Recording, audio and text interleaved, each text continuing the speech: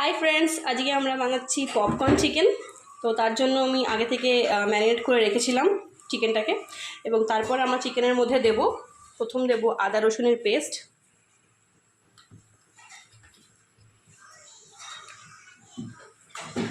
একটু দই দেব,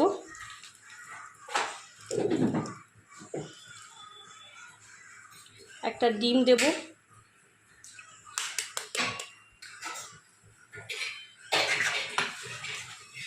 একটু গোলমরিচ গুঁড়ো,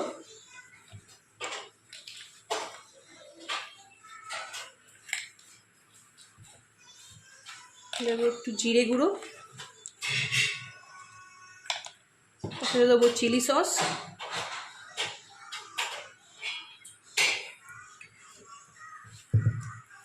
আর দেবো টমেটো সস, এবং দেবো পরিমাণ মতো নুন। এই সমস্ত উপকরণগুলোকে মেখে ফেলবো ভালোভাবে।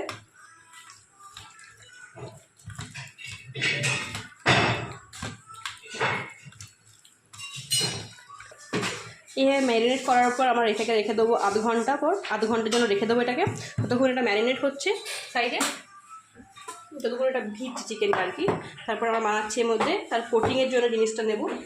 তার জন্য আমরা নেব ময়দা, কর্নফ্লাওয়ার, চিলি ফ্লেক্স,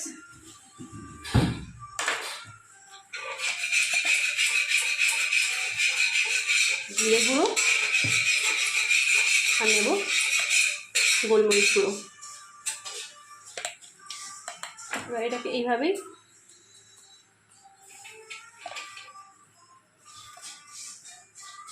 মিক্স করে এক সাইডে রেখে দেবো।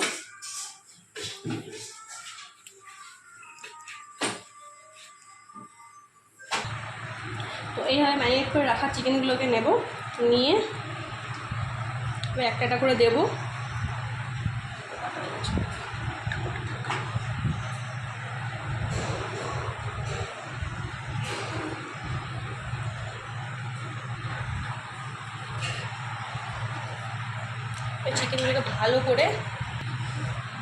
চিকেনগুলোকে ভালো করে এইভাবে ময়দা যেটা বানিয়ে রেখেছিলাম যে পাউডারটা, তার মধ্যে দেবেন এবং একটা এরকম চালনি মতো নেবেন। নেওয়ার পর এগুলোকে জাস্ট চালনির মধ্যে দিয়ে দেবেন করে।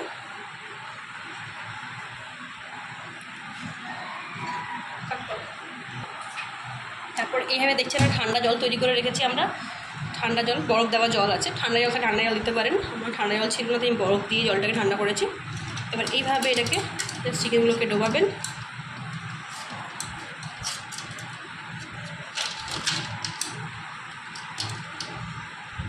ডুবিয়ে নিয়ে সঙ্গে সঙ্গে ছেঁকে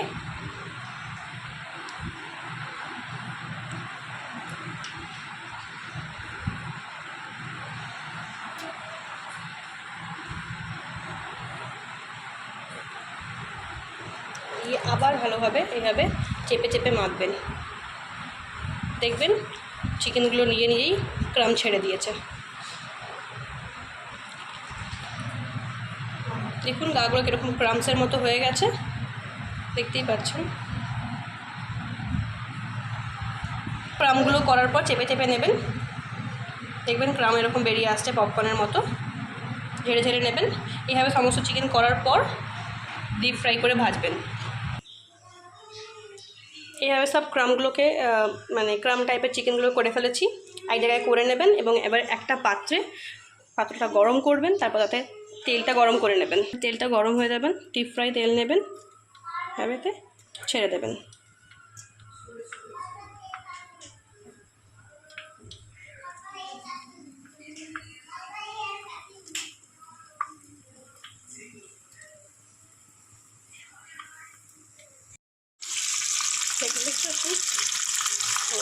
ক্রামগুলো বেরিয়েছে, যেরকম পপকর্নের হয়। এভাবে এগুলোকে লাইট ব্রাউন করে বা ব্রাউন করে যেরকম আমার পছন্দ সেরকম করে ফ্রাই করে নেবেন।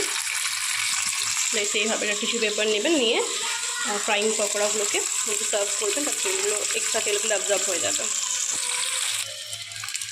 এইভাবে দেখতে পাচ্ছেন তুলছি।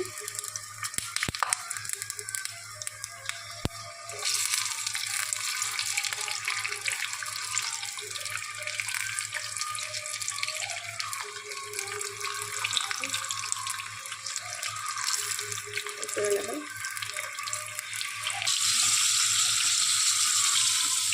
দেখতেই পাচ্ছেন ক্রামগুলো হয়েছে।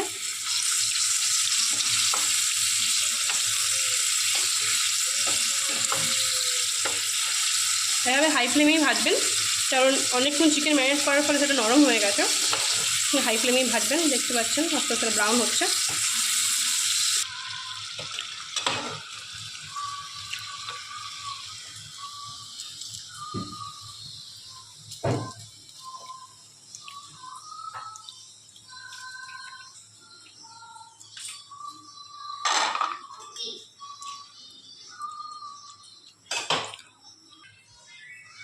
তো আমার চিকেন পপকর্ন রেডি হয়ে গেছে, একদম মুচমুচে চিকেন পপকর্ন। সসের সাথে ভালোভাবে খাবেন।